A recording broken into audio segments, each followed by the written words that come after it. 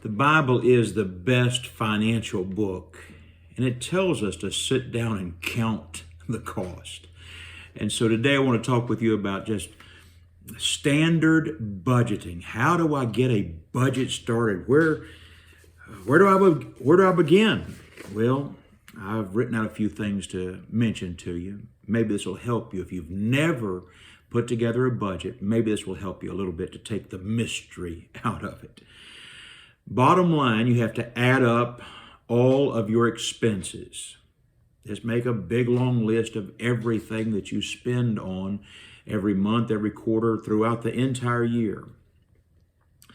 And then you calculate your net income. How much money do you actually get into your hands to pay your bills with? And then thirdly, track and project your spending, your saving, and your investing.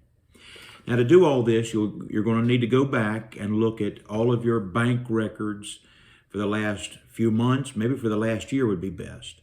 But go back and look through all of your records, all of your statements, through your checkbook if you use a checkbook, your bank statement if you use the debit card, just however you spend money. If you get cash out of the bank and use some cash, you're going to have to remember what you've spent your cash on. That's harder to track.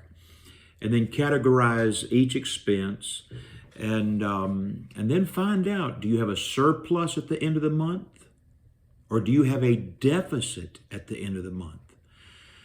And you don't want to stay in deficit spending. No, you want a surplus at the end so you can do some extra things. So I took a marker, and I took some paper, and I wrote out just the most basic, simple budget you can imagine. If you've never done this, maybe this will help you get started, I hope. But I put together a few categories on paper that I can go through with you and help you get started. Well, on my first sheet, I've got two sheets to look at with you.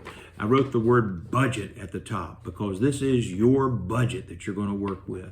And then I put the word income. What is your income? Now, your income may change month to month, week to week. Maybe you're in sales and you work on commissions. And so you'll need to go back through the last year and see what did you make and divide it by 12 months or by 52 weeks and to get some sort of an idea. And then be realistic. If last year you had the biggest year you've ever had, well, is that going to happen the year you're trying to put this on paper? I don't know. Be realistic on what your income is. In fact, I would pad that a little bit. If you think your income is going to be $40,000, maybe you just count it as $35,000 or $36,000 for $3,000 per month. Whatever it is, divide it up by 12 months. I've tried to do this on a monthly budget. So number one, first category is income. Then I'm a Christian, so I put down the word tithe. You know, as a Christian, I give my first fruits to the Lord, and I give tithes. And my wife and I not only give tithes, but we give offerings. We support missionaries. We give to the building fund. We help buy buses. We try to do things to help in the cause of Christ. So now I'm a Christian. Now, if you're a Christian, I think you ought to do this if you want God to bless you. And so tithe. And then the next one I put down is groceries. You know, families like to eat. And be realistic here. And in this groceries category, you know, do you buy groceries once a month? Do you pick up some milk every week to supplement your once a month? You know, an entire month's total. What do you actually spend on groceries? And as I'm making this video, inflation is really up. The last time I went grocery shopping, I really wanted to buy some bacon. But the bacon had gone up so much that I went by the bacon and didn't buy it. As much as I wanted to, it just cost too much that day. And I didn't buy the bacon. I did without. but groceries. And then I put down the word mortgage. Now, what if you don't have a mortgage? What if you're a renter? Well, then change the word from mortgage to rent, okay? But mortgage was next on my list. Then I put down utilities. Now, what are utilities? That's your electric bill each month, your natural gas bill each month, whatever bills that fit into that utilities category. I just lumped them all together. And then I put in the word phone. Oh, about everybody has one of these cell phones today. I have one. My wife has one. My children have one. My mom and dad have, each of them has a phone. My mother-in-law has a phone. About all of us have phones today. What does your phone cost each month? And it may surprise you how much you're paying on your phone. There may be ways that you could reduce that bill. If you're in deficit spending, you need to find ways to reduce your cell phone bill. And then I wrote down the word car payment. My wife and I, we don't have a car payment. We pay cash for cars. But I'm going to tell you what we do is we save up. We have a sinking fund is the way that we did it to acquire our cars. We save for these acquisitions. So your car payment. And then I put down the word gas. I'm talking about gasoline to fill that car up. And there again, at this moment, because of inflation, the cost of gasoline has greatly escalated in the last 1 year.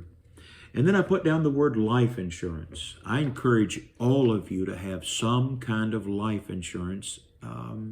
If you're young, especially if you're married, buy that life insurance right now so that if you do pass away, that you can help your family. But have some life insurance. And I talked one day about term life insurance, and that's what I currently have. And it's not very much each month, my expense on that, but I pay it every single month. It goes directly out of my checking account. So life insurance. Then I put down the word investment. You should be making some kind of a savings every month into retirement. If your job offers you a matching rate, of 3% or 4% or 5%, you need to do that and put it into whatever vehicle that they offer. If it's an IRA, if it's a 401k, whatever it is, go ahead and put your money in that investment.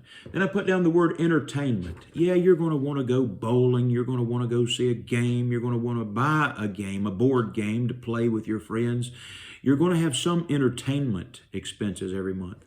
And then I put down the word balance. Now, you may need to add some more categories. I don't know. I just sat down with this marker and this paper and wrote down some things that just came to my mind that would be on a budget.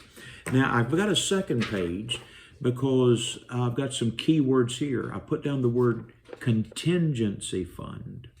Some people call that emergency fund.